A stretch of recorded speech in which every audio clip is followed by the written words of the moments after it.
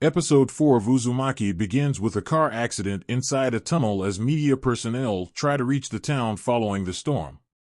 All of them die, except for a reporter, Chie Maruyama. She meets Kiri, and Kiri insists she stay with them. The curse of the Uzumaki in the town has worsened to the point where any significant movement causes a tornado to form, like a butterfly effect. The town's pond has turned into a whirlpool. Despite the original plan, Kiri and her family are turned away by the people inside the rescue home. While outside, they encounter gangsters who have begun exploiting the situation. The group finds some of the gangsters cooking and eating the snail people. They try to force the group to join them, and because of their sudden movements, a tornado sweeps away Kiri's father. The gangsters are sucked into the whirlpool, while the rest of the group somehow survives. Later, the group meets more volunteers who are also trapped in the town. They try to leave, but claim that the tunnels won't let them, and they keep spiraling back.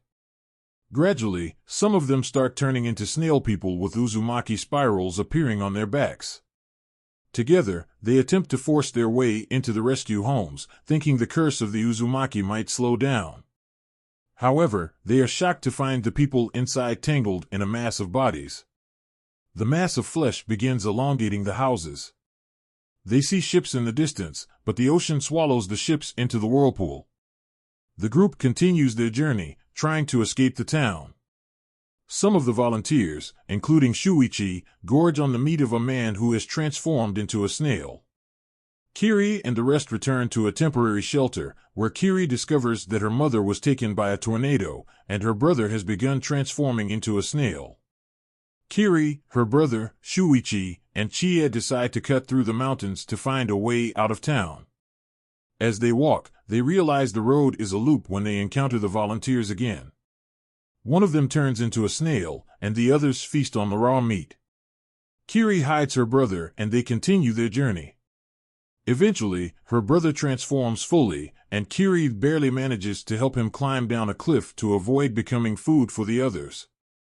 The remaining volunteers are slowly driven mad as their bodies transform into Uzumakis. The group travels endlessly without finding an exit, as time seems to slip away from them. They eventually return to the town and are shocked to see it has been reconstructed into the shape of an Uzumaki. According to Shuichi, the original ancient town must have been an Uzumaki, and the curse periodically reoccurs as the town expands. They realize years have passed since they left. The group heads toward the pond where Kiri believes her parents are, but along the way, Chie gets trapped in one of the apartments. Once the reconstruction is complete, the mass of bodies moves toward the pond. Shuichi and Kiri reach the pond, now a massive hole in the ground with steps leading to the center. Shuichi falls into the middle, and Kiri follows him. They discover strange spiral ruins at the center, revealed to be the source of the curse. Since spirals hypnotically draw everything toward their center, this is where they find all the bodies entangled with one another, including Kiri's parents. In the end, Shuichi and Kiri give up and allow themselves to become entangled. With this, the curse is lifted, and the town expands again, only for the same events to begin once more with two new characters taking on Shuichi and Kiri's roles. This episode served as a brilliant finale, packing a lot into a single, comparatively longer episode than the rest. The symbolism of the spiral is embedded everywhere, which makes the story and its execution fantastic. The horror element remains strong throughout, with scenes becoming increasingly gruesome, although certain aspects of the animation, like the depiction of cannibalism, didn't have the intended impact. The studio could have enhanced the macabre elements compared to the manga.